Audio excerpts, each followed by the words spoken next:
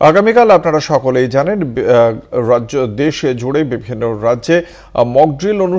অনুষ্ঠিত করার জন্য নির্দেশ দেওয়া হয়েছে কেন্দ্রীয় সরকারের পক্ষ থেকে। আমাদের রাজ্যের 31টি জায়গায় মক ড্রিল হবে বলেই জানতে পারা যাচ্ছে। কলকাতা সহ মোট 31টি জায়গায় মক ড্রিল হবে। মূলত পাকিস্তানের বর্ডার ও টার্গেট এলাকাগুলিতে এই মক ড্রিল করার কথা হয়েছে এবং যে সিভিল ডিফেন্স যে ডিস্ট্রিক্টগুলো রয়েছে গোটা দেশে 259টি ডিস্ট্রিক্টকে এর মধ্যে চিহ্নিত করা হয়েছে। তার মধ্যে আমাদের রাজ্যের 31টি জায়গা পড়েছে। কিভাবে হবে এই মক ড্রিল বিশদে জানবো। আমাদের সঙ্গে রয়েছেন আমাদের প্রতিনিধি দুর্গাদাস বন্দ্যোপাধ্যায়। দুর্গাদাস রয়েছেন নিউজরুমে, সরাসরি চলে যাব নিউজরুমে। দুর্গাদাস, এখনো পর্যন্ত এই মক ড্রিল কিভাবে অনুষ্ঠিত হবে, কোন কোন জায়গা মূলত চিহ্নিত করা হয়েছে আমাদের রাজ্যের, এবং সেই মক ড্রিলের বিষয়ে কি নির্দেশ পৌঁছেছে প্রশাসনের কাছে? দেখো, পেহেলগাম ঘটনার পর থেকে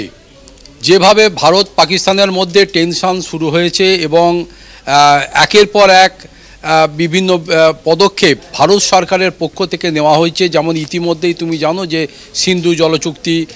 বাতিল করা হয়েছে, শতদ্রুর জল আটকে দেওয়া হয়েছে, সিন্ধুর জল আটকে দেওয়া হয়েছে। এইগুলো ওয়াটার স্ট্রাইক করা হচ্ছে, কিন্তু পুরোপুরি স্ট্রাইক করার জন্যে সারা ভারতবর্ষের মানুষ এখন কিন্তু মুখিয়ে রয়েছে। তারা চাইছে একটা হেস্তনেস্ত হোক, এবং সেই হেস্তনেস্তর দিকেই যে আমরা এগিয়ে চলেছি এবং সেই দিকেই যে ভারত সরকারও পদক্ষেপ নিয়ে চলেছে, সেও যে ঘুঁটি সাজাচ্ছে সেটা কিন্তু পরিষ্কার। তাহলে 1971 সালের পর যদি ফুল ফ্লেজেডে আবার পাকিস্তানের সঙ্গে ভারত সরকারের বা ভারতের যুদ্ধ লাগে, তাহলে সেক্ষেত্রে সাধারণ মানুষের জীবনকে রক্ষা করার জন্য আবার সেই মক ড্রিল, অর্থাৎ কিভাবে তাদেরকে বিভিন্ন ব্যবস্থাদির মধ্যে দিয়ে তারা নিজেদেরকে রক্ষা করবেন। এখনো পর্যন্ত যে বিষয়গুলি রয়েছে তাতে দেশে 25টি রাজ্যকে চিহ্নিত করা হয়েছে, যেগুলো বর্ডার এলাকা এবং বর্ডার এলাকার সংলগ্ন, অতএব তারা টার্গেট হতে পারে। এই রকম এলাকার প্রায় 259টি সিভিল ডিফেন্স ডিস্ট্রিক্টকে চিহ্নিত করা হয়েছে, যেখানের মানুষজনকে এই মক ড্রিলের আওতায় আনা হবে এবং তাদেরকে মক ড্রিল করানো হবে যে যুদ্ধ যদি শুরু হয় তাহলে তারা কি কি করবে, কি কি পদক্ষেপ রাখতে হচ্ছে। সেক্ষেত্রে এখনো পর্যন্ত প্রথমে এয়ার রেড সাইরেন অ্যালার্ম হলো যে যখনই কোনো বিদেশি প্লেন বা ফাইটার জেট কোনো এলাকার ওপর আসবে আক্রমণের জন্যে, সেটা যদি বম্বিং করতে চায় বা তারা যে কোনোভাবে এয়ার স্ট্রাইক করতে চায়, তাহলে সেই সময়ে কিভাবে মানুষজন নিজেদেরকে সেভ করবে, তারা কোন কোন সেফ অঞ্চলে চলে যাবে, তারা নিজেদের বাড়ির লাইট নিভিয়ে দেবে, দেশলাই কাঠি জ্বালবে না, এমন কোনো বিষয় থাকবে না যেগুলোকে ওপর থেকে অত্যাধুনিক ফাইটার জেটের মধ্যে থেকে আইডেন্টিফাই করা যায় যে এটা একটা সিভিল এরিয়া, সিভিলিয়ানরা এখানে থাকে এবং এই এলাকাটাকে টার্গেট করলে এলাকাটাকে ধ্বংস করা যেতে পারে। এই বিষয়টা যেমন থাকবে, সেই সময় মানুষ কোথায় চলে যাবে, যদি তাদের আন্ডারগ্রাউন্ড কোনো চেম্বার থাকে তাহলে সেখানে কিভাবে চলে যাবে, লোকাল এরিয়াতে যদি সেই ধরনের কোনো জায়গা থাকে যেখানে বাংকার, অস্থায়ী বাংকার বা স্থায়ী বাংকার থাকে, সেখানে তারা কিভাবে চলে যাবে, স্কুল পড়ুয়ারা তারা এই ধরনের সাইরেনের আওয়াজ পেলে কিভাবে তারা নিজেদেরকে ন্যূনতম প্রোটেক্ট করার জন্য কিভাবে বেঞ্চের তলায় তারা ঢুকে যাবে, শুয়ে পড়বে, সেফ জোনে থাকবে, এই সব বিষয়গুলো শেখানো হবে। পাশাপাশি যেটা করা হবে যে ব্ল্যাকআউট জোন, ব্ল্যাকআউট যখনই এয়ার স্ট্রাইক হবে সেই সময়তে সাইরেন বাজানো হবে এবং তার সাথে সাথে এলাকায় ব্ল্যাকআউট করে দেওয়া হবে এবং বিদ্যুৎ সংযোগ করে দেওয়া হবে, যাতে কোনোভাবেই ওপর থেকে কোনো ফাইটার জেটের পাইলট কোনো এলাকাকে ম্যানুয়ালি ডিটেক্ট করতে না পারে যে এখানে কোনো ফুয়েল স্টোরেজ আছে বা সেখানে কোনো বিদ্যুতের সাবস্টেশন আছে বা বিদ্যুতের সেখানে উৎপাদিত হয় এরকম কোনো জোন রয়েছে বা এরকম কোনো ভ্যালুয়েবল জোন যেগুলোকে টার্গেট করলে বা ধ্বংস করে দিতে পারলে একটা সমগ্র এলাকাকে কোল্যাপস করে দিতে পারা যায়। পাশাপাশি এই যে ধরো বিভিন্ন রাজ্যগুলোতে নদীমাতৃক হওয়ার কারণে নদী পেরোনোর জন্য যে সমস্ত ভ্যালুয়েবল সেতুগুলো রয়েছে সেগুলোকেও তারা যদি টার্গেটের আন্ডারে আনে, তাই সেই এলাকাগুলিকে ব্ল্যাকআউট করে দেওয়ার মাধ্যমে যাতে তারা এই সমস্ত যে সেতুগুলো রয়েছে সেগুলোকে যাতে টার্গেট করতে না পারে, এই ধরনের জন্যে কিন্তু ব্ল্যাকআউট ব্যবস্থা করে দিতে পারে। এর পাশাপাশি ইভাকুয়েশন প্ল্যান, অর্থাৎ বম্বিং হচ্ছে, সেখানে যদি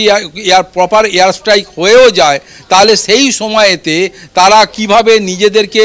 বাড়ি থেকে সরিয়ে নিয়ে অন্য কোনো সেফ জোনে, কোনো জঙ্গলের ধারে বা কোনো জায়গায় নিয়ে চলে যাবে। বলে রাখা ভালো যে আমাদের দেশে এখনো পর্যন্ত কিন্তু সেইরকমভাবে এই জায়গাগুলোতে যেটা বিদেশে আছে, যে বিদেশে বৈদেশিক শক্তির আক্রমণ থেকে বাঁচাবার জন্যে সাধারণ সিভিলিয়ানদের জন্যে আন্ডারগ্রাউন্ডে যে ব্যবস্থা, সেই ব্যবস্থা তারা করে রাখে, কিন্তু আমাদের দেশে এই ইনফ্রাস্ট্রাকচার এখনও পর্যন্ত পুরোপুরিভাবে তৈরি হয়নি। একমাত্র বলা যেতে পারে যে দিল্লি বা কয়েকটা মেট্রো শহরে যে মেট্রো রেল রয়েছে সেইখানে তাদেরকে পাঠানো হবে কিনা, তারা সেফ জোনে সেইটাকে সেফ জোন হিসাবে ব্যবহার করতে পারবে কিনা, এইটা আগামী দিনে আরও স্পষ্ট হয়ে যাবে। পাশাপাশি নর্দার্ন কমান্ড, ওয়েস্টার্ন কমান্ড এবং সাদার্ন কমান্ডকে যেহেতু অ্যালার্ট করে রাখা হয়েছে যে কোনো ধরনের পাকিস্তানের দিক থেকে যদি আক্রমণ হয় তারা সেটাকে ফেস করবে, এবং এটাও বলে রাখা ভালো যে ইস্টার্ন কমান্ডকে কিন্তু ইতিমধ্যেই জানিয়ে রাখা হয়েছে তারাও যাতে অ্যালার্ট থাকে। যদিও ইস্টার্ন কমান্ড কখনোই পাকিস্তানের এই যে বর্ডার এরিয়ার সংলগ্ন না হলেও, যেহেতু পাকিস্তানের সহযোগী দেশ হিসাবে বাংলাদেশ রয়েছে, এত বড় চায়নার যে তারাও সহযোগী হিসাবে ধরে নেওয়া হয় যে পাকিস্তানের সহযোগী হিসাবে চায়নার এত বড় বর্ডার রয়েছে, তাই ইস্টার্ন কমান্ডের আওতাধীন যে সমস্ত রাজ্যগুলো বা যে জেলাগুলো পড়ছে সেখানের মানুষকেও কিন্তু এই মক ড্রিলের আওতায় রাখা হচ্ছে, যে যখন পাকিস্তানের সঙ্গে যদি ফুল ফ্লেজেডে যুদ্ধ শুরু হয়ে যায় তারপর এদের সহযোগী দেশগুলো থেকে যদি কোনো ধরনের ন্যূনতম আক্রমণ হয় তাহলে সেই ক্ষেত্রে এই সংলগ্ন বর্ডার এরিয়া, যেহেতু পশ্চিমবঙ্গ প্রায় সমস্তটাই বর্ডার এরিয়া, ত্রিপুরার একটা বিশাল অংশ বর্ডার এরিয়া, আসামের বর্ডার এরিয়া রয়েছে, তাহলে সব মিলিয়ে এই অংশের মানুষরা যাতে নিজেদেরকে সিভিল ডিফেন্সের আওতায় আনতে পারে এবং তারা নিজেদেরকে প্রোটেক্ট করতে পারে, সেই বিষয়টার কথা মাথায় রেখেই কিন্তু সেখানেও মক ড্রিলের একটা কথা বলা হয়েছে। ফলে সব মিলিয়ে ইতিমধ্যেই মিনিস্ট্রি অফ ডিফেন্সের পক্ষ থেকে ফুল ফ্লেজেডে ওয়ারের জন্য 1971 সালের পর এত বড় একটা প্রস্তুতি নিয়ে তাহলে কি বিশেষজ্ঞরা কি মনে করছেন এই এত প্রস্তুতি নেওয়া হচ্ছে, তার মানে কি চরম সিদ্ধান্তের দিকেই এগোচ্ছে নয়াদিল্লি? দেখো, ইতিমধ্যে রাজনাথ সিং যে হিন্টস দিয়েছেন যে দেশের মানুষ, দেশের সংখ্যাধিক্য মানুষ যেটা চাইছে সেটাই হবে, আর এই মুহূর্তে দাঁড়িয়ে বলা যায় যে দেশের মানুষ চাইছে একটা হেস্তনেস্ত হোক পাকিস্তানের সঙ্গে। দিনের পর দিন তারা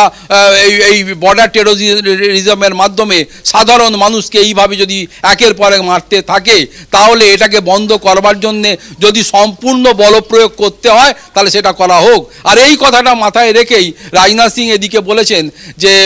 দেশের মানুষ যেটা চাইছে সেটাই হবে, অর্থাৎ যুদ্ধেরই ইঙ্গিত তিনি দিয়েছেন। যুদ্ধ হওয়ার হোক না হোক, যেটা যদি হয় তাহলে সেই হলে মানুষ কিভাবে নিজেকে প্রস্তুতি রাখবে, সেটা যুদ্ধ হোক আর না হোক পরিস্থিতি যেহেতু সেই দিকে এগোচ্ছে, অতএব মানুষকে কিন্তু প্রস্তুত রাখতে হবে, সিভিলিয়ানদেরকে রক্ষা করতে হবে। আর সে কথাটা মাথায় রেখেই সময় যত গড়াচ্ছে এই মক ড্রিল থেকে শুরু করে এই ধরনের